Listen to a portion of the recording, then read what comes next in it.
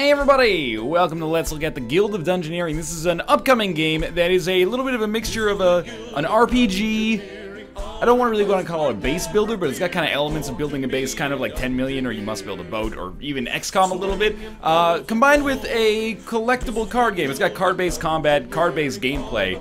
It really is one of those games that's, it's got two phases to it, basically. It's got a combat phase and a dungeon crawling phase, and then it's also got the base building phase to go along with it. I've been playing this. This is the release build as far as I know, or it's coming up close to it. Anyway, this comes out in a couple of days.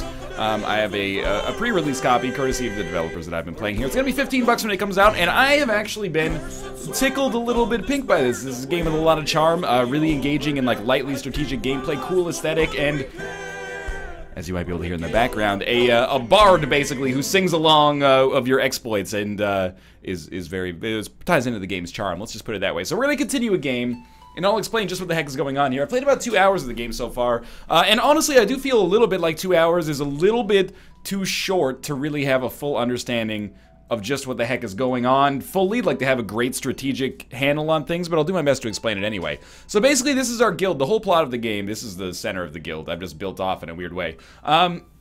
The plot of the game is that you play as, like, a dude. I think originally you're supposed to be the chump character, which is this guy right here. And he wants to start his own guild to adventure because he's always wanted to be an adventurer. So, he goes out into the dungeon. You go out into the dungeon. You kill monsters. You get gold. You bring the gold back, and then you use the gold, which is here, or stars, or whatever. You use it to build up your guild and attract new people to it and get new items, etc., etc. So, I've built like a theater, and this has allowed me to get to recruit the mime class. And I've built, well, let's see what this is called here.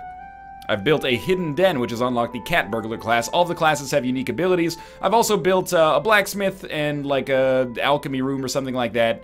Oh, that's not what I meant to click there. Which have given me new abilities. So yeah, I've got the leather worker, I've got the woodworker, and I've got the blacksmith as well. We can also get other stuff here, but we'll talk about that later.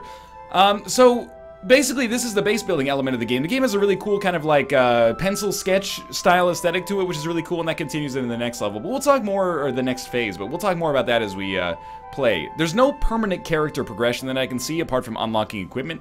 So basically, you're always starting at level 1 with your character. So why don't we go to this area right here. These all represent kind of like standalone adventures. Each one has 3 different objectives, like 3 different quests, I should say, that have different objectives. So the first one is usually really easy. It's like defeat X number of monsters or loot X number of treasure chests, and then they get increasingly difficult, and there's like usually a boss battle at the end. So they get tougher, so you usually want to like move from place to place in order to, you know, do the ones that you're capable of doing right now, and then upgrade your guild or expand your guild, and then come back when you've got better abilities.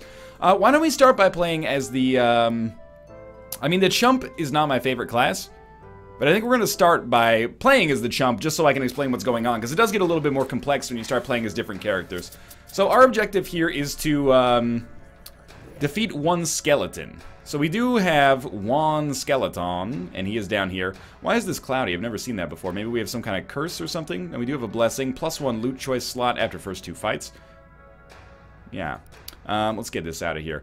Okay, so the way that you play the game is every turn that goes by, it's turn-based in a way, but it's turn-based. The combat is simultaneous turn-based. But you get to play 3 cards. Now, cards can be room cards, which basically you place to expand the dungeon. Like, for example, if we put this one here, then you can see we fill in that space there, or we could put it here, and we could fill in that space there. They can also be monster cards, so we need to defeat one skeleton. We have a skeleton card. There also is a skeleton right down here. He's a little bit tanky for a skeleton. 8 HP. I'm not sure if that's going to be different than this guy, but anyway. We also have a mimic. You can also have gold cards, and you can use those to increase the amount of loot that you get. Your character walks automatically once you place things, which is a little bit of a sore spot for me sometimes, but is more of just like an interesting gameplay quirk. That it's just hard to get used to the idea that you don't control where your character walks directly by issuing them an order. Instead, you control it by influencing the dungeon around them. Anyway, I would rather not walk through these, which are basically fountains that are going to annoy me. They're going to cause some problems, like Fountain of Decay gives me decay. I'll talk about that as a status effect. Fountain of Blindness means that I can't see what the monster is going to attack with, so I think maybe what I'll do here is just build out this way. Oh, every space that we go has a fountain. Interesting. Fountain of Heroism. Hero gains 1 HP per damaged block next fight. Okay, that's interesting. Is this one going to have a fountain as well? No. Alright, I'm not going to play any monsters yet. I'd rather fight a level 1 monster if it's at all possible. So I ended my turn, and then my character will move here, when I click anyway, and they'll move and they'll get the benefit of having this trait. So hero gains +1 HP per damage block during the next fight. Cool. Now we've got a level 1 ability, or a level 1 monster. 2 level 1 monsters, actually, which is perfect. So I'm going to try to loop back around, because I do want to fight that skeleton at some point. So we'll put this corridor here, and then we'll put Nasty Rat here, and we'll put Goblin here. No, we won't put Goblin there, actually. I just deposited it back in my tray, because I already used 2 cards. Let's put some silver coins here, so we can actually get some extra loot for moving into this tile. Alright, now we get an opportunity to show off combat. Combat is easy to explain, but there is some really light elements of strategy, you know, compared to something like Card Hunter, or was it, sorry, it was Card Dungeon, not Card Hunter that I showed off recently. The level of strategy here is, I think, a little bit more intense, and the cards you have do not break, which is something that I think I like. So, basically, there's 2 different kinds of damage. Physical damage, magic damage. Physical damage is represented by a punch, magical damage is represented by, like, a blue magic bolt, basically. Different cards will have different abilities. The 2 that we've drawn here are just a punch. Because we don't have any special abilities, we're just kind of like the basic class. As we get more equipment, we'll get different cards that we can use, and they'll do, you know, we'll have, like, attack for 2, block for 1 simultaneously, or different status effects that you'll see. But this guy has, like, the same amount of HP as me. I'm just going to try to hit him down here.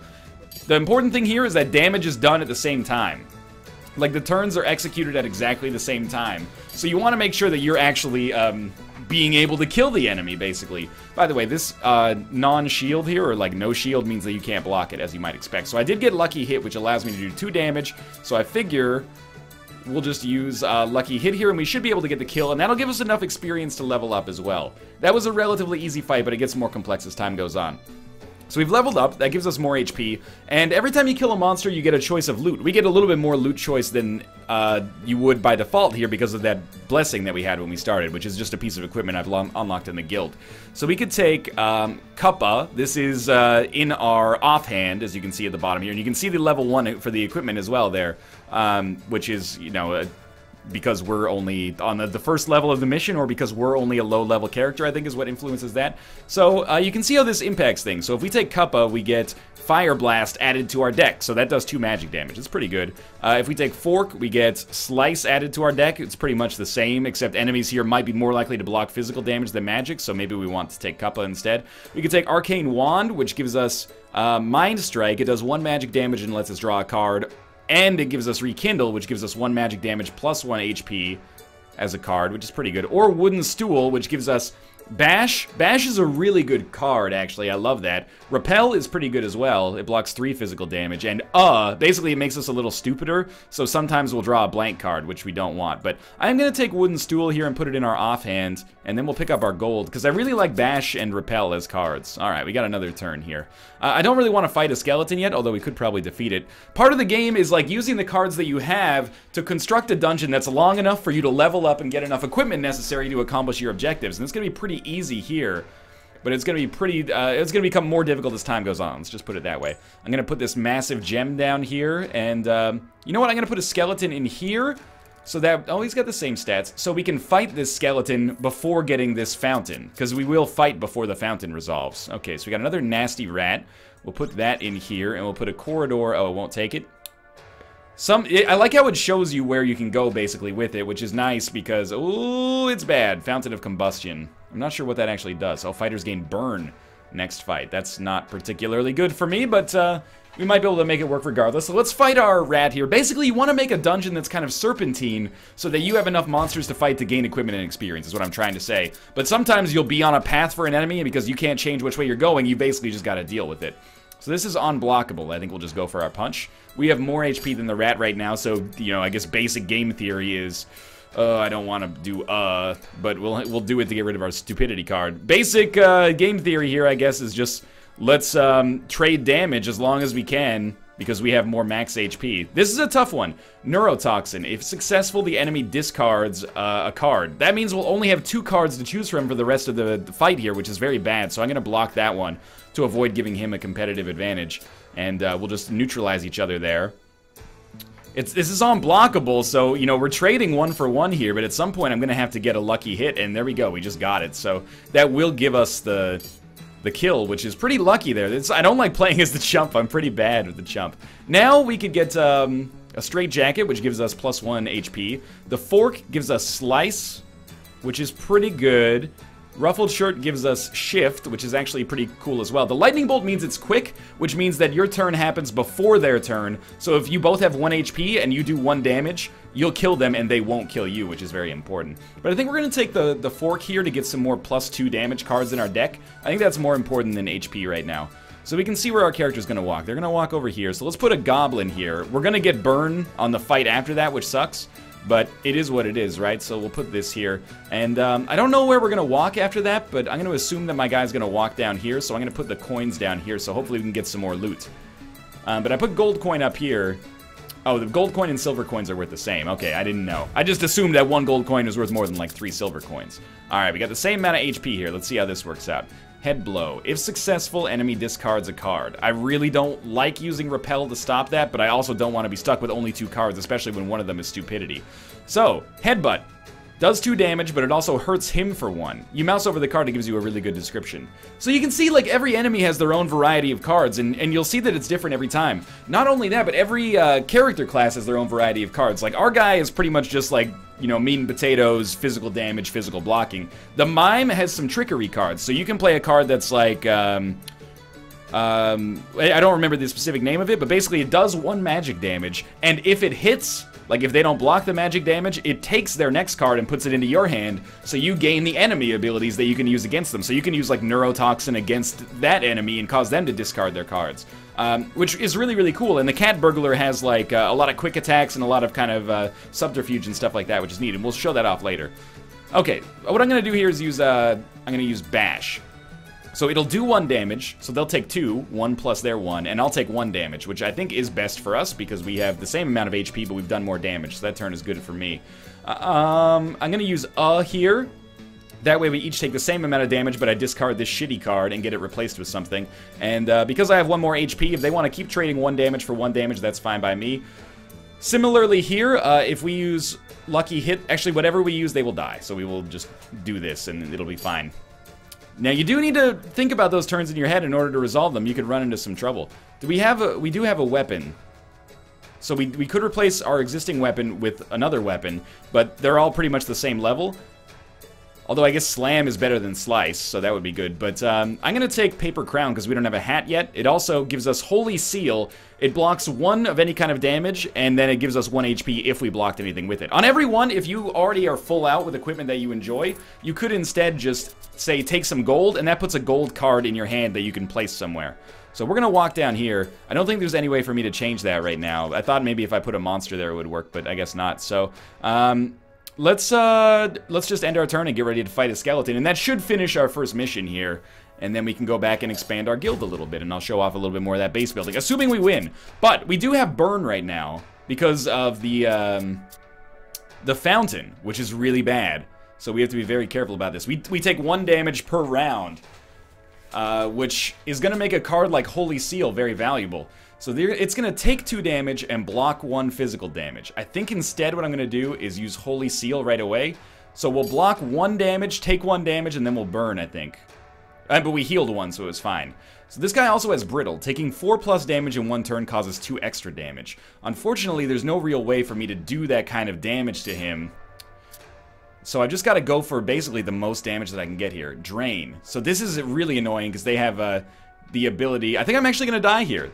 They have the ability to heal themselves, and I'm going to burn to death, and that's going to be the end of our mission here. We failed. But failure shows up all the time in the Guild of Dungeoneering. I'm going to let the guy sing. This is the Guild of Dungeoneering, where Dungeoneers all come to die.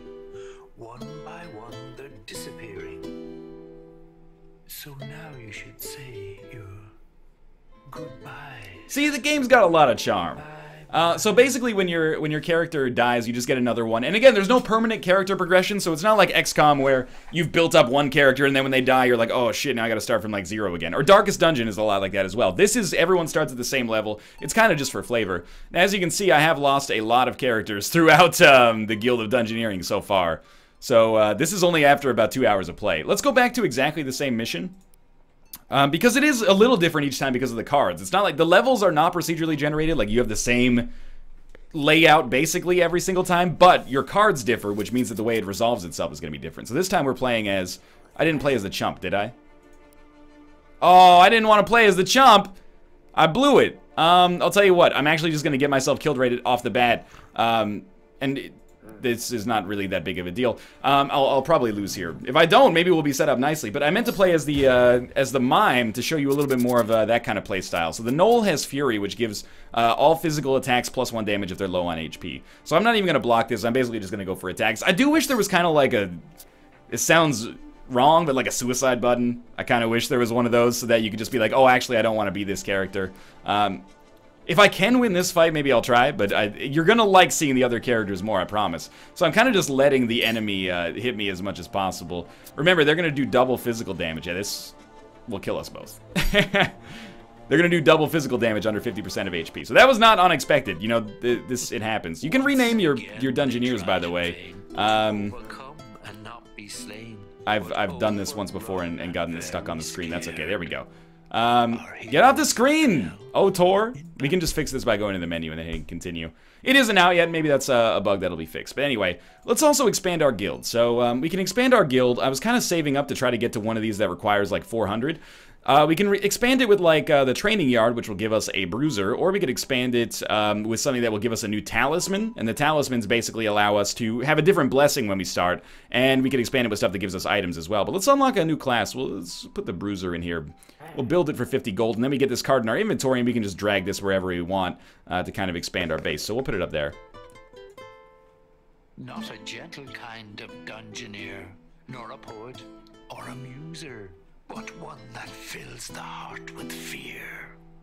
I give to you the bruiser. He really like hams it up. I love the singing, man. I mean, I have heard some of the dialogue repeating. It reminds me a little bit of the narrator in Darkest Dungeon. But even though I've heard some of the dialogue repeating, I like it a lot. It adds a lot of flavor to it and keeps things like light and airy, which I think is nice. You know, there's way too many kind of like, I mean, it's personal preference, but for me, I think it's a little fresher to have kind of like a lighthearted but like comedically macabre dungeon crawler as opposed to something that's like super grimdark. It's a little funnier, I guess. It's kind of like old Tim Burton, I guess, is what I'm drawing from it. I like it. So let's go exploring here. And again, we'll do the same mission because I'm bad. And why don't we use our new class after this? First, we're gonna use the mime. I tricked you. And we can use our other talisman that I've unlocked, Warrior's Guidance. It gives us more damage as opposed to more loot. And these only give you blessings for like usually the first 2 fights or something like that. At least the only ones I've gotten so far, but maybe that gets better as time goes on. Alright, we gotta kill a skeleton. It shouldn't be this hard, I'm just bad. Oh, you know what? Every card is a mysterious fountain, I think, that I was using before. They're not just room cards. So basically I was being silly. Fountain of Power, probably like extra damage. Heroes on blockable attacks gain 1 magical damage next fight. Interesting. Let's put a goblin here. And put like another mysterious fountain here just to give us a little bit more space to work with. Hopefully it's good. Nope, Fountain of Stupidity. Hopefully we won't have to walk that way. Stupidity is an annoying card to have. Alright, so as the mime, we have different kinds of attacks that require a little bit more strategy, and I think it's really good. So Bullhorns is really good. It's like a built-in bash. Blocks 1 damage, does 1 damage. This is usually enough to tip the scales HP-wise in your favor versus the enemies. Like, for example, Headbutt does 2 to 1, but if I block 1 and do 1, now it does 1 to 2. Like, I do 2 damage to him, well, let's put it this way. He takes 2 damage, I take 1. Imaginary Cannon, it will change it from 2...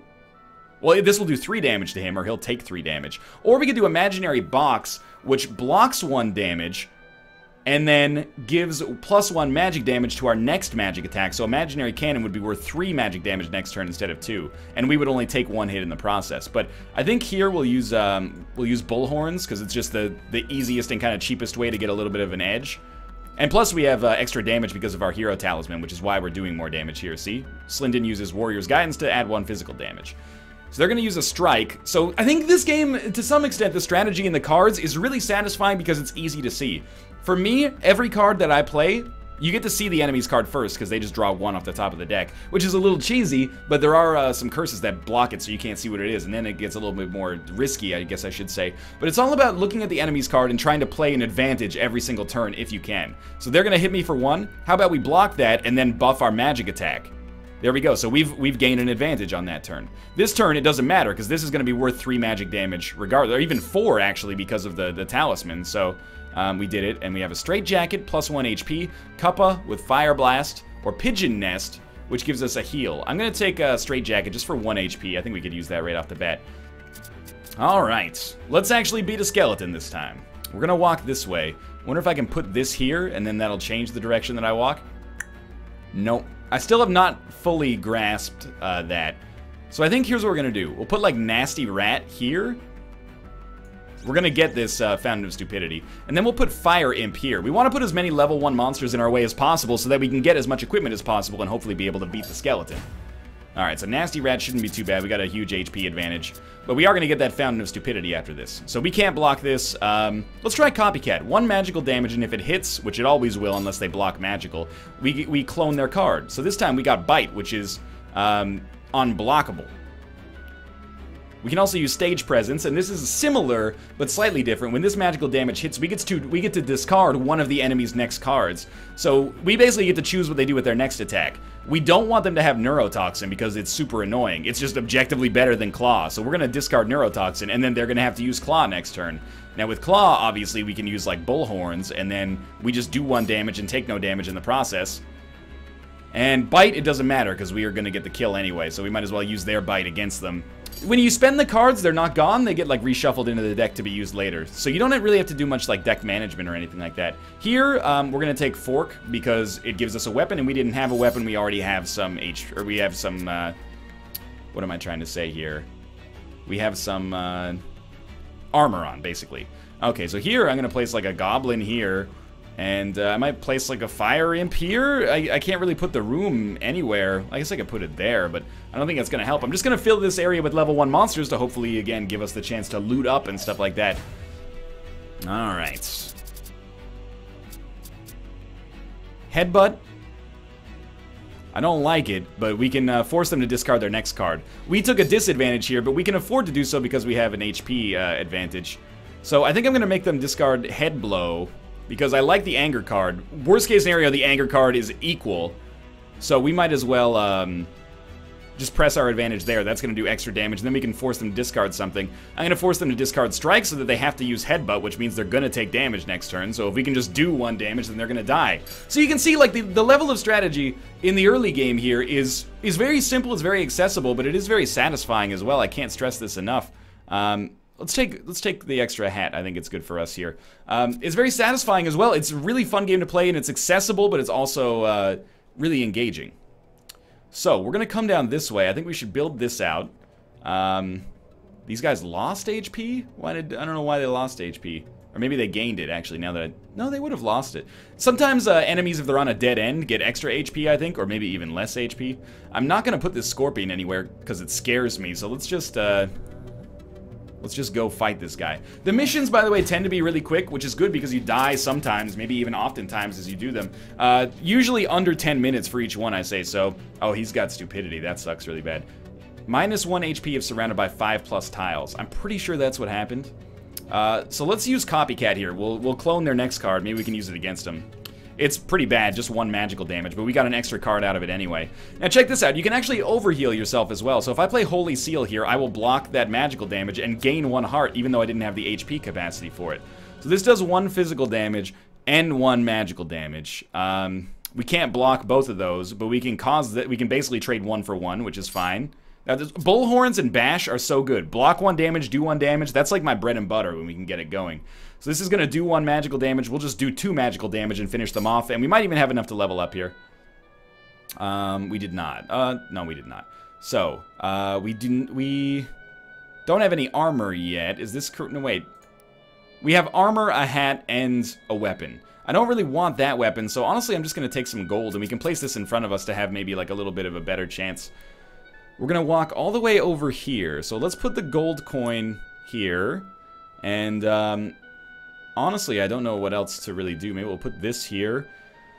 And, this up here. And that'll be the end of our turn. Because I don't really want to put that Bandito up there. He's a level 3 monster. And I'm only a level 2 hero right now. So I think it would be bad for business. Similarly, we got another Bandito here. I'm not interested. So we'll put Massive Gem there. And we'll put Gold Pouch here. And we'll put... I like to... use as much as I can on any given turn, just in case we want to loop back around through the dungeon and get some other stuff. Not that I have full control over that. So this is another penalty for us here. Hero gains decay next fight. So I believe like that causes us to take 1 extra physical damage with every time we get hit or something like that. So there's not really much we can do here. We know we're destined to fight this skeleton. We might as well throw our gold down and, I don't know, we'll throw a nasty rat back here even though it's not going to let us go back. I might be missing some of the strategy for actually building out the dungeon around us, and if so, that's completely my bad. But there isn't really a tutorial, so to speak, so I'm doing what I can here, and it seems pretty accessible. I don't think I'm missing anything. Okay, so we have 6 HP, 7 HP. They have 8. Brittle, taking 4+ damage in 1 turn causes 2 extra damage. So if we can do 4 damage, then they'll take 6, which is incredible. Decay, taking 2+ damage in 1 turn causes you to take 1 extra damage. So that's something we have to be very concerned about. We always have to block if it's going to cause them to mess with us. So why don't we use Stage Presence? This way we can basically choose what our enemy uses next. We went 1 for 1. I would like to get rid of Parry, which is basically just like a better version of Bash or Bullhorns. So this will force them to use Head Blow, which is also pretty good, but I can block it and do 1 damage here, which is going to put us on like an even playing field, or a more even playing field HP-wise. This is bad because they're going to do 1 damage to me and they're going to drain my HP, so that's going to heal them and hurt me. And then we've taken a Headbutt card, which I think is good. So I'm going to use Imaginary Box here. We'll take 1 damage, but we get buffed magic ability. Then we can use Imaginary Cannon, and this is where the strategy comes in here. Remember, I buffed my magic ability with Imaginary Box. Did I say I buffed my Imaginary ability? I buffed my magic ability with Imaginary Box. So our next Imaginary Cannon is going to do 3 damage. He's also going to take 1 damage using Anger, so this will do 4 damage, and because of Brittle, he'll take 2 extra damage, and I think this should kill him. And it did. So we actually used a little bit of strategy there. See, there's a little bit of like a flowchart you walk through there to make it work. I'm not sure if you understand. This used to be a peaceful land. Since your guild come along, everything has gone wrong. And I dread to know now what you've planned. Maybe that hits in a little bit more story coming up, but honestly, I think this is where I'm going to call it on the Let's Look At of Guild of Dungeoneering. It's a really, really fun and satisfying game, accessible, like light dungeon crawling. I'm a sucker for games with like good, addictive card-based combat and stuff like that, and the added element of like building out the dungeon with the cards as you go is good. Occasionally frustrating because you're like, you're not always going to get the cards you want in order to direct your person the way you want them to go, and as far as I can tell, there's no way to actually tell people to go, oh, go this way, so you have to, you're kind of just like laying the pipe for them to follow, if you will. But it's really good. I don't know precisely how long it is, but here it is. I've had a good time with it so far, and I'm looking forward to kind of playing this casually, and the level of light strategy I feel is like perfect given its level of accessibility. It's like a little bit of strategy, not too deep so that it's inaccessible, and you can really work it through in your head if you just give it some time. If you haphazardly play cards, you're not going to be in a good position, but if you've got any kind of like, you know, CCG, TCG experience, you'll be able to figure out the light strategy elements pretty quickly, I think, which is fun. It's just a really satisfying game to play. Cool aesthetic, good music, and a lot of charm, especially with the bard kind of singing over things. But for now, this is my Let's Look At. It's going to be available on Steam on July 14th. It's $15. This will probably be up before the Steam release. If you want to pre-order, you do get the upcoming DLC, which is like a pack of new adventures. It's set to retail for $5. I'm the kind of guy who's all, you know, I'm not the guy for this, obviously, but I advise you not to pre-order and instead wait for user reviews and stuff like that. But if you really 100% unequivocally like what you see, there is a little bit of a bonus for pre-order beyond just, you know, alternate costume or we're not going to run out of digital copies of the game, which I think is a good gesture. But in any case, this is good. Is it worth $15? That'll depend on your personal preference, but I've gotten a few good hours out of it so far, and I'm intending to put in a little bit more. For now, thanks for watching. There will be a link in the video description below to pick it up on Steam if you're interested. And of course, if you enjoyed the episode, click the like button. It helps out a great deal. And of course, subscribe if you want to see more in the future. For now, thanks for watching, and I'll see you next time.